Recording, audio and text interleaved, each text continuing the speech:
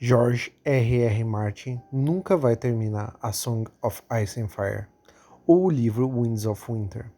Sabe por quê? Game of Thrones tem um lugar especial no meu coração. Há 10 anos atrás se iniciava uma das melhores fases da minha vida e começava o show. E com o show eu comprei os livros. E eles eram infindáveis motivos de discussão entre eu e meus amigos, eu e minha família, e eu até consegui uma namoradinha com eles. E eu sempre gostei de intriga em histórias e em RPGs. E Game of Thrones me oferecia tudo isso: mistério, intriga, personagens convincentes e realistas, magia misteriosa e rara, em um mundo muito bem pensado e construído. Porém, 10 anos depois, eu notei que Game of Thrones tem uma característica que não é comum nas histórias de fantasia medieval: o chamado realismo ou moralidade cinzenta. E isso está relacionado com o porquê do George R.R. Martin não conseguir terminar os livros dele. O último livro foi lançado em 2011, 14 anos atrás. E desde 2011 ele deu várias entrevistas dizendo que logo ele ia terminar o livro.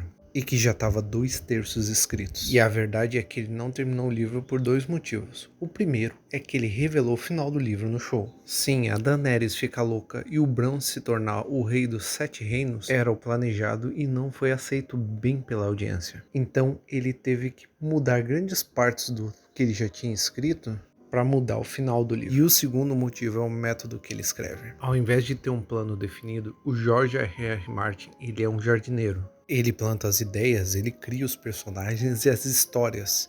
E essas histórias chegam à sua conclusão lógica praticamente se escrevendo sozinhas.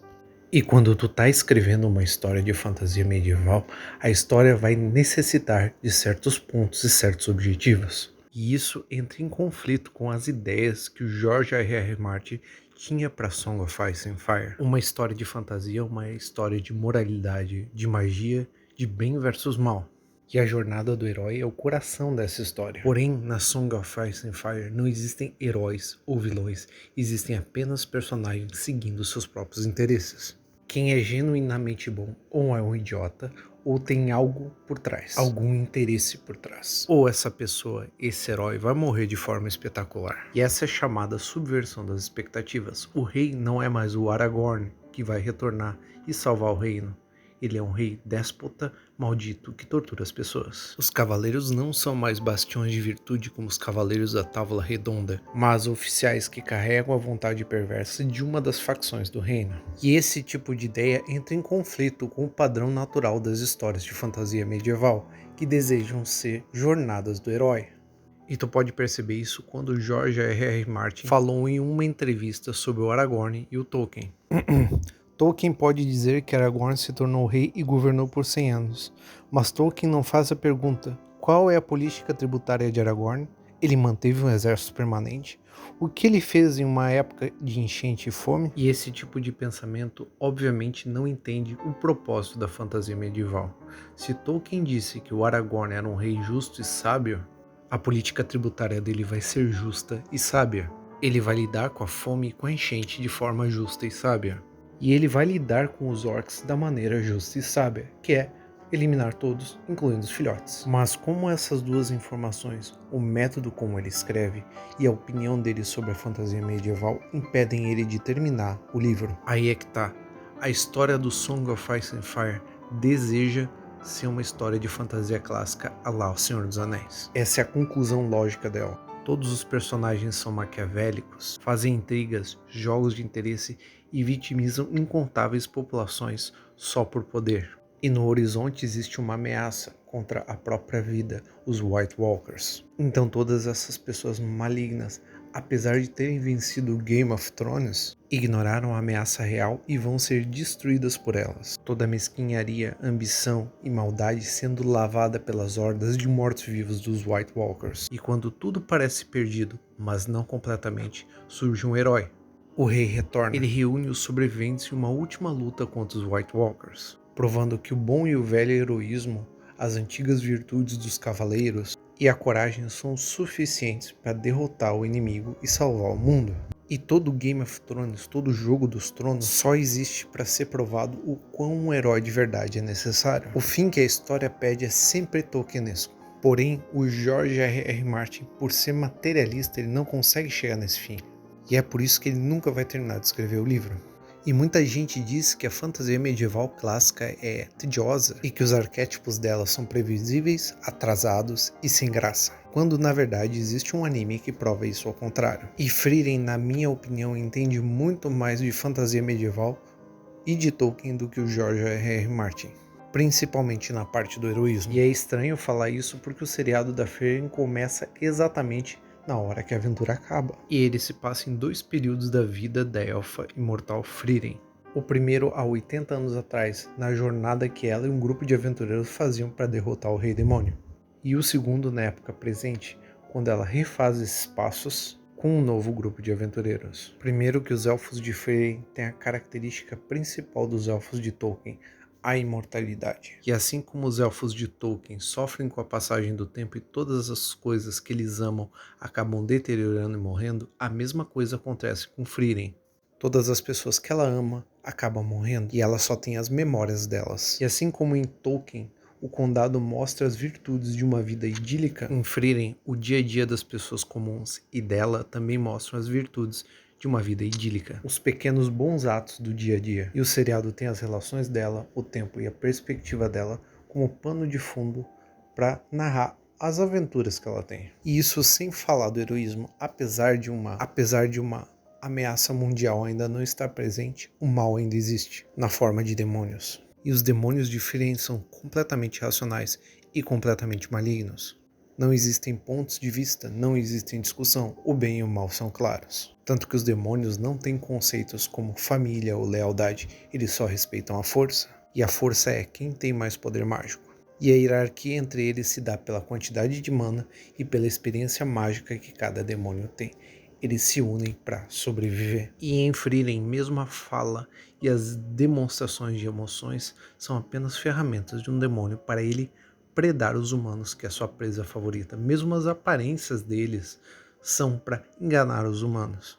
E o próprio seriado mostra as pessoas tendo empatia com os demônios e depois sofrendo por causa disso, sofrendo as consequências. E uma das coisas boas que eu achei sobre o seriado é que ele trata o guerreiro com respeito. O guerreiro, apesar dele arriscar a vida dele todos os dias, ele ainda vai ter medo.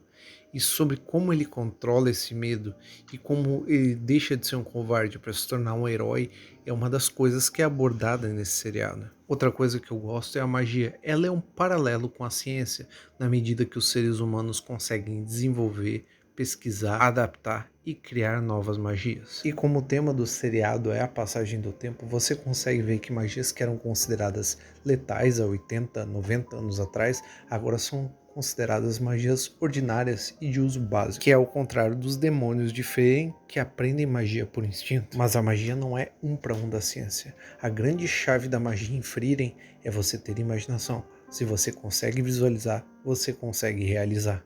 E isso é muito mais inconsciente do que consciente. Se você tem uma magia de corte, por exemplo, ela vai ter muito mais facilidade em cortar roupas e cabelos do que pedra, porque roupas e cabelos são mais fáceis de serem visualizados sendo cortados, embora estes possam ter proteção mágica. E na questão do heroísmo, existe uma bússola moral centrada em um personagem chamado Himmel. Sempre que você vê uma decisão moral sendo tomada, é por causa dos exemplos que o Himmel dá. E como eu falei antes, é um anime com o tema tempo. A gente vai ver as atitudes desse personagem Himmel tendo consequências e ramificações muito depois da morte dele, 30 ou 40 anos depois da morte dele. E não se pode falar de Frieren sem falar sobre os personagens. A gente não pode esquecer que esse mundo acabou de passar por uma guerra há apenas 80 anos, então os resultados dessa guerra e os inimigos ainda existem.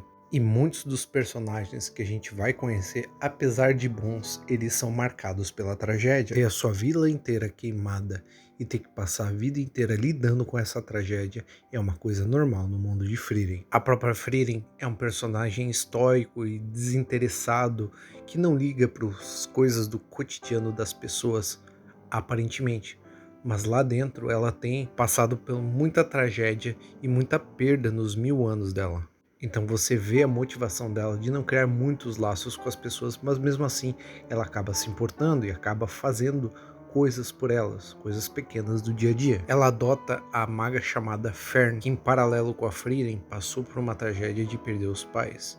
Ela é como se fosse um gênio da magia, muito jovem dominando ela. E como ela teve que amadurecer muito cedo, ela ainda é uma adolescente. Mas muitas vezes ela tem que agir como mãe da Frieren e mãe do grupo, se preocupando com coisas práticas do dia a dia. E o terceiro personagem principal é o Stark, que é um guerreiro, o guerreiro do grupo. E ele ainda é um adolescente inseguro, que não conhece a própria força e não conhece as próprias capacidades, apesar de ter um bom coração e ajudar os outros. E eu não fiz inteira justiça aqui aos personagens, mas tu tem que ver esse seriado. Cada personagem que entra no mundo da Frieren tem os seus motivos particulares para fazer o que faz. Um dos meus personagens favoritos é um assassino, muito competente e que não gosta de matar. Ele só mata porque ele viveu e cresceu em um lugar onde a guerra era constante. Então ele costuma conversar com suas vítimas para pegar coragem para poder matar elas. E além de ser um assassino, ele ainda não gosta de usar magias. Ele vê as magias como ferramentas para matar ou para se proteger. Que é exatamente o contrário de muitos outros personagens que aparecem que são magos. Então o seriado lida com o heroísmo do dia a dia e com o heroísmo dos grandes feitos ao mesmo tempo. E eu vou falar, ele não tem muitas cenas de ação, mas quando as cenas de ação acontecem, elas são muito legais e muito bem exploradas, principalmente nas batalhas de magia.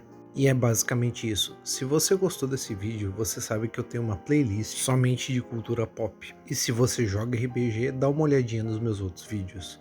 RPG volta semana que vem. Os vídeos de cultura pop são uma vez por mês. Lembrando também que o canal tem clube de membros. Deixa um like, deixa um joinha, dá um subscribe, ativa o sininho e o canal é pequeno, então cada interação que você tem com esse vídeo me ajuda bastante. E eu gosto bastante quando as pessoas interagem comigo nos comentários, eu leio todos os comentários. Semana que vem provavelmente vai ter um vídeo sobre XP, experiência. E se tu gostou desse vídeo, tu pode ver um desses dois aqui, sobre Tolkien e sobre super velocidade. Até a próxima, fui!